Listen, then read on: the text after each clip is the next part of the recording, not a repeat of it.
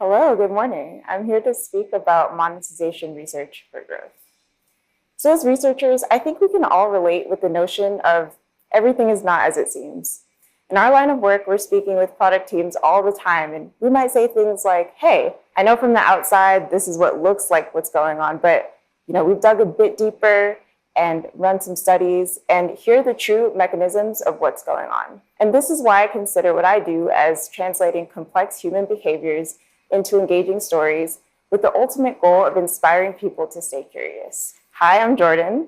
I'm a senior UX researcher at Adobe, and I work within product-led growth as a monetization researcher on a product called Adobe Express. Adobe Express is an online and mobile design app that allows anyone anywhere to create stunning social graphics, short videos, web pages, presentations, and more. But I promise the rest of this talk won't be an ad for Adobe Express. So, monetization research. You see these two words on the screen. I would love for you to take a moment and just see what comes into your mind, what pops into your head. I'm going to take a wild guess and put it out there. Your mind immediately went to an idea of running studies focused on pricing pages and paywalls, right?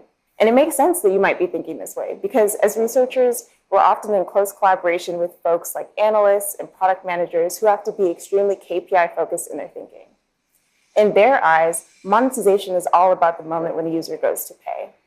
And from a business perspective, the question will always be to figure out how and where to get the most money from a user. But the opportunity to monetize a user isn't only through a paywall or a conversion moment. And monetization research is so much bigger than that. It's important for us as researchers to understand just how big monetization research can be because it's such a powerful propeller of growth. And it's also a research area where we can clearly measure the impact of our work and an area where we have a direct line of influence on business outcomes. And so when we're thinking about monetization research, we should be thinking, or it's more powerful to think about all of the touch points that a user might have with the product and what are the opportunities to really highlight value for a user at each of those touch points. Have y'all had your morning coffee yet? No? Well, if not, let's imagine for a second that we're going to go buy some delicious coffee. If the moment that we go to swipe our card is the only one that mattered, why would we have a preference between something like getting Starbucks or Blue Bottle? And for the coffee fans out there, I apologize if I'm not mentioning your favorite brand. But why do these preferences exist and why are they important? We're making a decision to purchase coffee or things like that based on value, which is informed by so many different things. That's why standing in line for a cup of coffee at Blue Bottle, where you walk into the store and you can smell the roasting of the beans, perhaps you can even see the roasting of the beans. You have access to information about the origins of the beans and why you're paying $7 for a cup of coffee. It's the emotional experience of waiting in line. Buying a cup of coffee is no longer functional. We aren't deciding to buy that cup of coffee because of the payment software that's at the checkout counter when we hand over our card. Our decision to get that Blue Bottle over Starbucks is based on everything that led up to that payment moment. And all of those moments prior to the actual purchase is what makes up monetization research. And those are the types of things I'm looking at as a monetization researcher. So if you take one thing away from our chat today, I really hope that you leave with the perspective that monetization research shouldn't be confined to just looking at the conversion step in a user's journey, because it's about really understanding what makes somebody motivated to buy, not just the experience of buying. And approaching it from this perspective of what does a user need to know at each juncture instead of that more business-first perspective allows for our work to have a much larger impact. With that, today we'll cover a couple of things. First, we'll go over a typical conversion funnel. And so those are the steps that make up a typical conversion funnel, the associated research questions, and why thinking about monetization research within that framework has risks. Then we'll talk about a more holistic approach. There's a better, more holistic way to think about monetization research, and we'll also chat about some of the methods that we use in this line of work. And finally, the proof is in the pudding. So we'll cover a case study that exemplifies the power of this holistic approach. As a call out in our talk today, I'll be covering monetization research from the lens of qualitative approaches that help us better understand user motivations, not from the quantitative aspect. So things like pricing research, discrete choice, and other quantitative approaches, while they're super important, just isn't a part of my talk today. And I'll also be highlighting funnels and frameworks from a freemium product perspective. And that isn't to say that, products that are not freemium products or have other monetization models can't be thought of with this approach, but again, the focus of my talk will be freemium products. So what is a typical conversion funnel, and what are the research questions associated with each stage? Well, a typical conversion funnel has about 5 steps, and the first is acquisition. So this is the moment when a user is finding the product. Imagine for a moment that we are looking to get our lives together and we want to find a free scheduling app to help us do so. We take ourselves to Google, we search in free scheduling app, something comes up, we click into it, and we choose to download the app. That's the acquisition stage. And at this stage, the research questions are, how do users become aware of the product? And what's really motivating them to interact and download? Next is activation. So with our scheduling app example, we've already downloaded, right? Now we're going to get into the product. Perhaps we'll sign up and go through a short series of onboarding steps. That's our first mile experience. And there, the research questions are generally, what kind of information does a user need to onboard and begin using the product? And what are some of the first actions that a user would take? Then is engagement. We're deep in it now. In our scheduling app, we've learned the basics of how to add time, how to add text, and we're building out our schedule. We're engaged. So the engagement step is when users are using the product. The research questions that are associated with this stage are, what are keeping users motivated to use the product? What's making it sticky for them? And how can we think about creating an aha or value moment for our users? Next in this typical conversion funnel is a monetization moment or step. And as the title suggests, it's the moment when a user is prompted or goes to pay. So in a freemium product, this might look like opting into a trial, paying for a subscription, etc.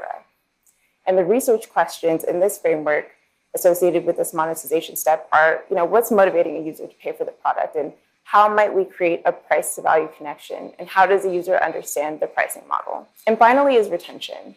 So this is when users continue to pay, so they come back into the product. With our scheduling app example, this would be the moment where maybe we've created one thing, we've signed up for the trial, and we choose to return to the app again and continue creating other schedules for other areas in our lives. Or it could be the moment where we've signed up for a trial, decided that the product isn't for us, we nope out and never to be seen again. The research questions associated with this stage are, why aren't some users retaining? And what are those blockers or barriers?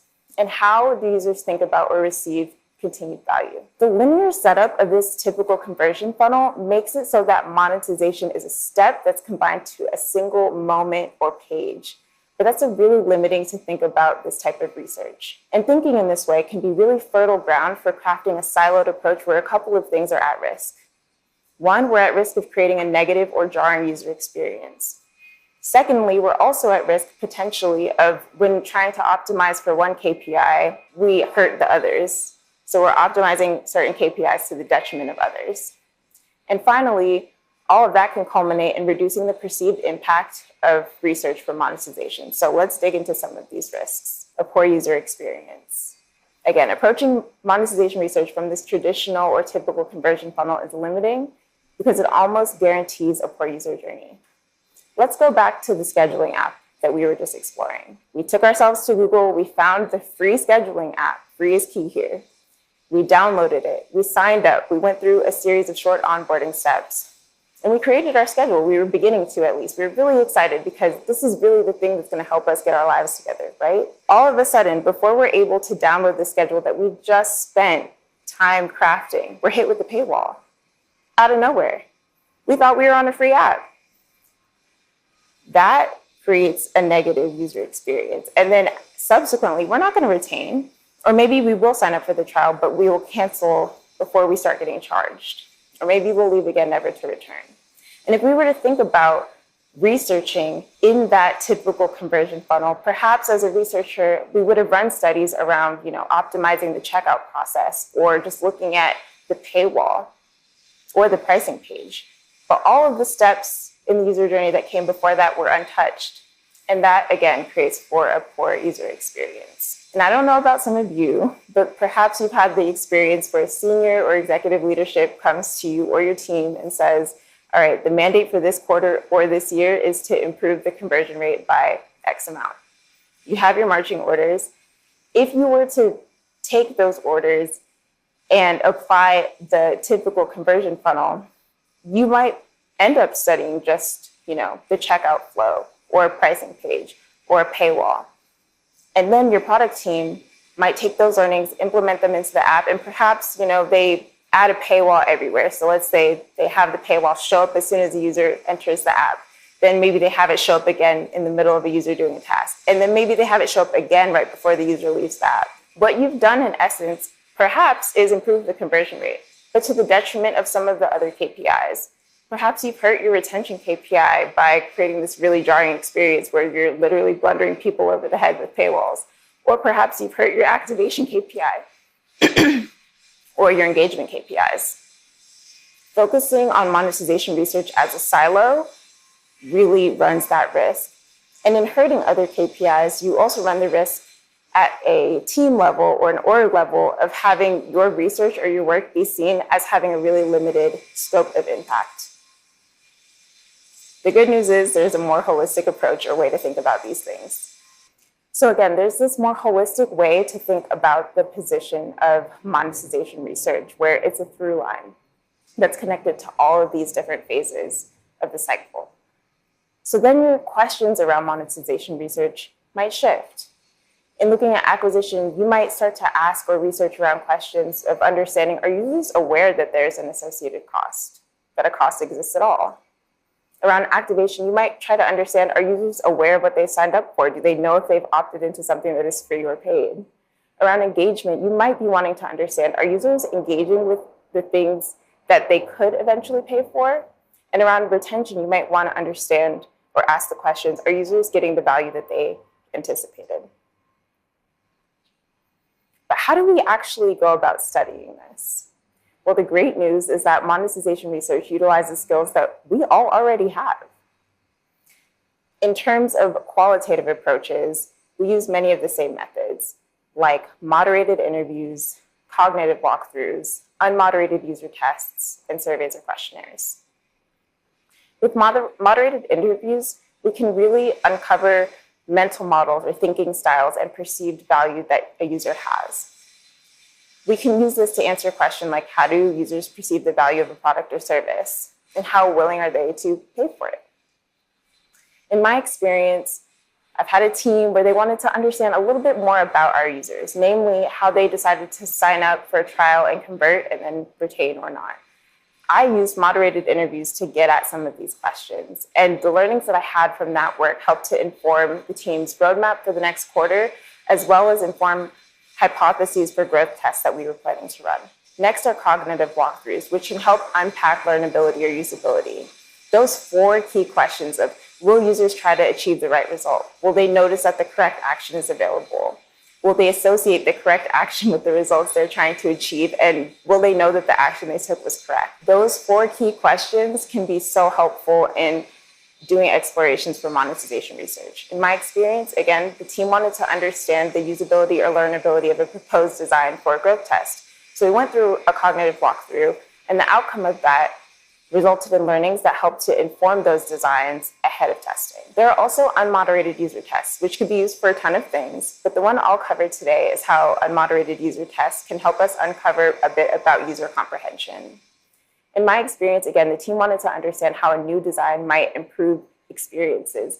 They wanted to understand where users were struggling within certain workflows in relation to interacting with specific premium signals. I used an unmoderated user test with quite a few users, and the outcome of that were learnings that helped to inform tactical changes that were made to the value proposition on those pages or within that workflow. And finally, surveys or questionnaires can help identify the most impactful barriers. This is some work that's in progress right now. So what does this actually look like in practice? Most recently, our analytics showed that some users were interacting with some of our premium features where they could preview, try a little bit, but then they were encountering a paywall and noping out or dropping off. And the team wanted to understand what was going on. So I conducted some moderated interviews and unmoderated studies, and I learned a couple of things, that users were having these really big key questions. And it wasn't only this one study that uncovered this was a series of studies.